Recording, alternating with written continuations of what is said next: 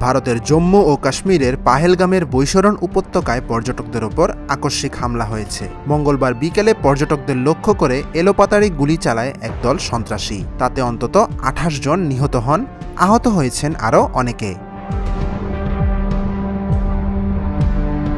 এরই মধ্যে হামলার দায় স্বীকার করেছে পাকিস্তান ভিত্তিক সন্ত্রাসী সংগঠন লস্কর-ই-তৈবার স্থানীয় শাখা the resistant front.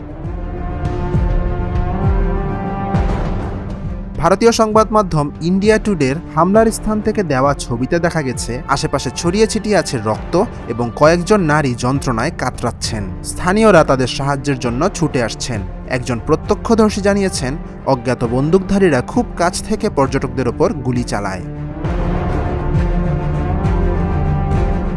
Baisaran Pahalgam পাহাড়ি স্টেশন থেকে প্রায় 5 কিলোমিটার দূরে অবস্থিত। কেবল পায়ে হেঁটে অথবা ঘোড়ার গাড়িতে করেই সেখানে পৌঁছানো যায়। হামলার পরপরই নিরাপত্তা বাহিনী এলাকাটিকে ঘিরে ফেলে।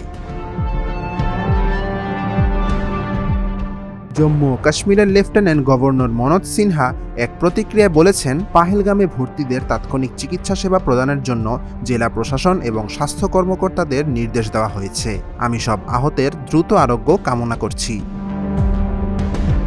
প্রাথমিকভাবে জানা গেছে, বেশ কয়েকজন পর্যটক ট্রেকিং করছিলেন। সেই সময় তাদের ওপর হামলা চালানো হয়। পর্যটকদের ভিড়েই মিশেছিল হামলাকারীরা। এই ঘটনার পরই সেনা এবং পুলিশ ঘটনাস্থলে পৌঁছায়। তল্লাশি এখনও চালানো হচ্ছে।